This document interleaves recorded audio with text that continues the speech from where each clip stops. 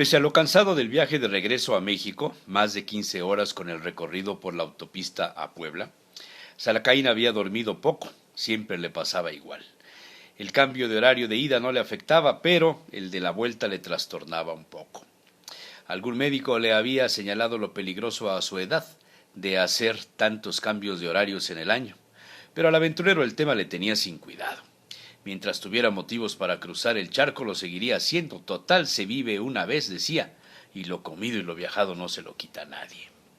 Entre la falta de sueño y el apetito, su nariz percibió desde la parte baja de la casa de sus parientes el olor inigualable de las cocinas poblanas de antes, donde los hervores matutinos llenaban los rincones y alejaban los malos espíritus. Seguramente algunas ollas y comales estarían sobre los fuegos para preparar las salsas y guisos del día. Sorprendió a Rosa, la añeja cocinera, en los preparativos de los antojitos propios de la temporada. Diciembre era, sin lugar a dudas, uno de los meses con más productos alimenticios, casi de gula, para los estómagos angelopolitanos, hoy más dedicados a la cocina para desdentados, fijados en la teatralidad, en lo espectacular del plato, en el arreglo y la decoración de las casas y las mesas, pero cada vez menos en la sustancia alimenticia y digerible. Un fuerte abrazo a Rosa le reconfortó y le dejó la ropa oliendo a chilpotle.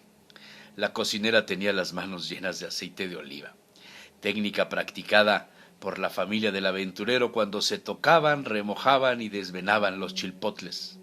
En una olla se apreciaban algunos de un fuerte hervor y en otro recipiente se remojaban algunos más con un puñado de sal gorda. La tradición dictaba hacerlo así.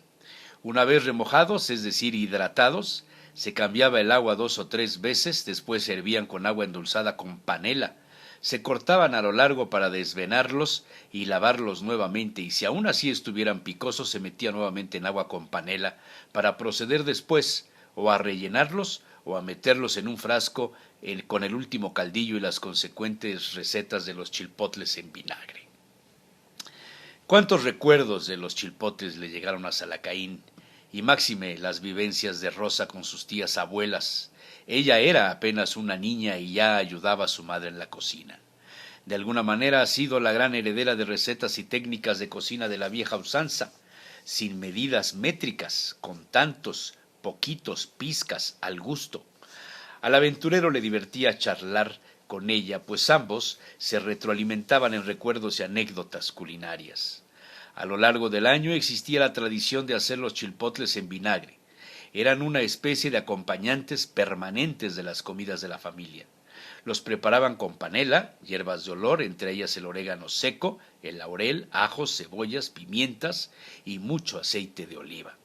Su abuela siempre tenía un vitrolero de vidrio verde de la luz, de principios del siglo pasado, lleno de ellos, y Salacaín la hacía enojar al extraerle el vinagre medio picante y dulzón con el cual remojaba los chicharrones y tlales domingueros, o lo agregaba a las sopas de fideos aguadas, pues en Puebla se precisa entre la seca y la aguada.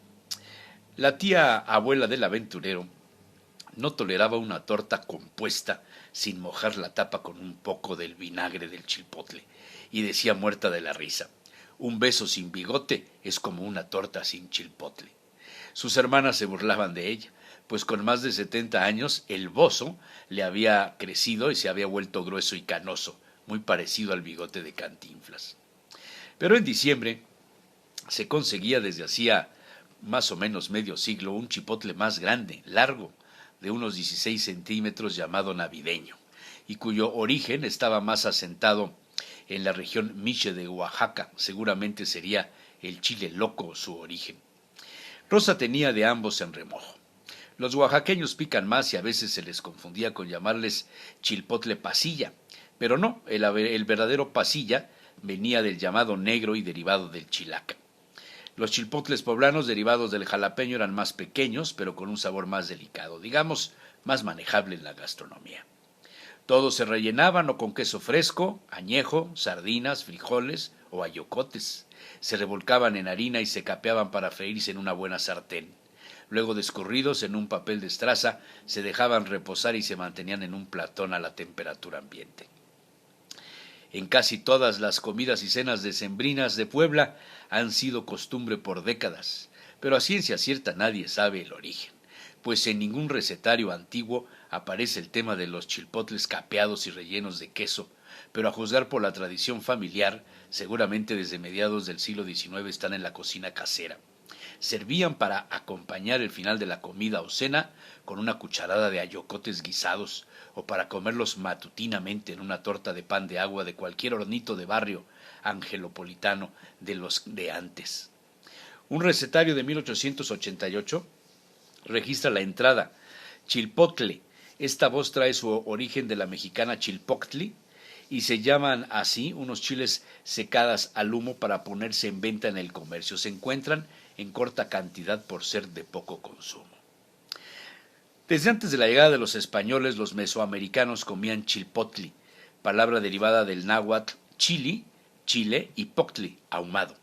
Los jalapeños o cuaresmeños, con líneas a lo largo de la piel, de origen son verdes. Al secarse se vuelven rojos, entonces se les colocaba en una parrilla y se ahumaban por varias horas hasta conseguir el secado. Aún es posible encontrar en los mercados locales los chilpotles ahumados, pues la industrialización ha alterado esa tradición de los campesinos y nadie paga el precio de un chile secado con humo.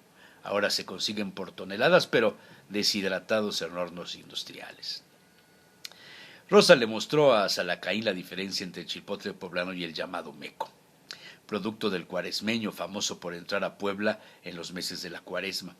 Y Salacaín le recordó a Rosa aquella salsa con chilpotles y pasilla, hervidos y tostados a discreción según el picor deseado, molidos en el metate, y luego la pasta pasada al molcajete donde se agregaba aguamiel o pulque y se condimentaba con queso añejo del más duro y salado. Era ideal para la barbacoa de hoyo. Y se dispuso entonces Rosa a preparar el desayuno mientras los olores y el picor le provocaron estornudos al aventurero. Y entonces la cocinera le dijo: «Le voy a preparar los envueltos de mi abuela, ¿se acuerda?». «Por supuesto», le dijo Salacaín, «los de Atlisco». Y empezó a recitar la receta. Se toman los chilpotles mecos, se queman. Se toma también chile mulato y pasilla, igual tanto de ambos y del que se tome de chilpotle. Estas dos clases de chiles se tuestan, echándose después a remojar. Luego se muelen las tres clases de chiles, se asan los jitomates que se crean suficientes y se muelen. Se pone una cazuela en un poco de manteca a la lumbre y ya que está quemada se le echa el chile a que quede bien frito. Después se le incorpora el jitomate y se le echa el caldo de la carne de puerco a que quede bien espesito, y se sazona con sal al gusto. Se toma una sartén, se le echa manteca a que se queme y se van metiendo las tortillas. Se sacan una por una, después se van metiendo en el chile y se van rellenando con los huevos revueltos que ya estarán preparados. Se ponen en un platón, encimándolos, y al último se les echa todo el chile hasta cubrirlos bien. Se adornan con carne de puerco frita, chorizo, longaniza y su queso añejo por encima. ¿Podía Salacaín tener mejor recibimiento en su ciudad natal? Como dijera su abuela: comer bien y cagar fuerte y no haber miedo a la muerte. ¿Dónde encontraría pulque para almorzar como antes?